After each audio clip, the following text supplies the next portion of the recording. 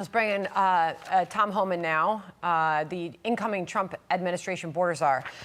Tom, great to have you here. And I want to get to New Orleans again in just a second, but we just got this fresh information out of Las Vegas, and the police chief there giving us a lot of new details. I want to get your reaction too.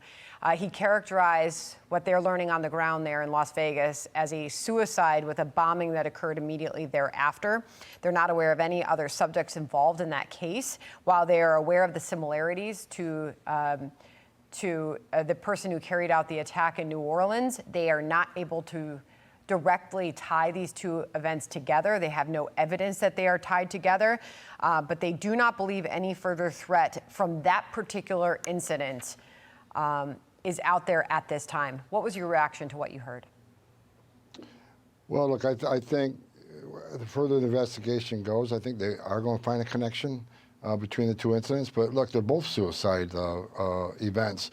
The man in New Orleans certainly had no plans of going home for getting out and trading gunfire with law enforcement. So I think both these men realized they weren't going home after this event.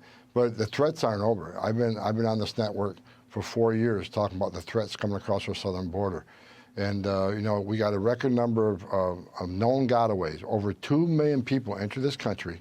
We don't know who they are or where they came from or what their purpose to come to this country. They weren't vetted, they weren't screened, they weren't fingerprinted. We don't know who they are.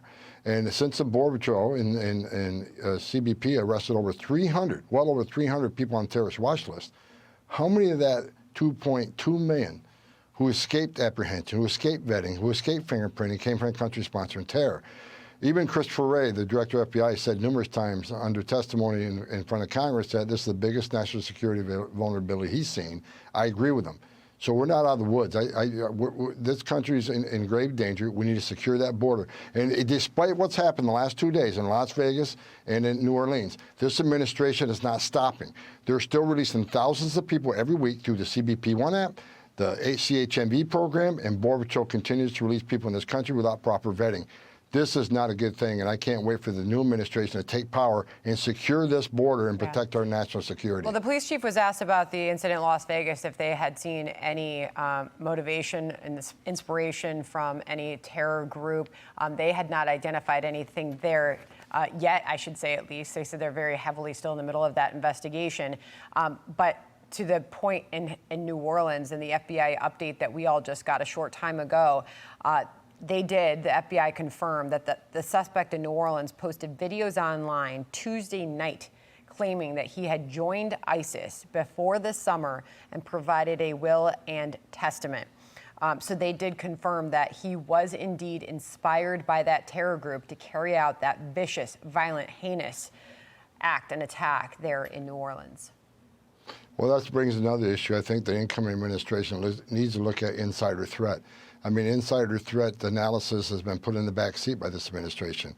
If we got 2 people who served in the military that were that committed these terrorist acts. We need to really dig down into insider threat in our military, in our federal service, whether it's the FBI, whether it's other agencies, whether it's the military.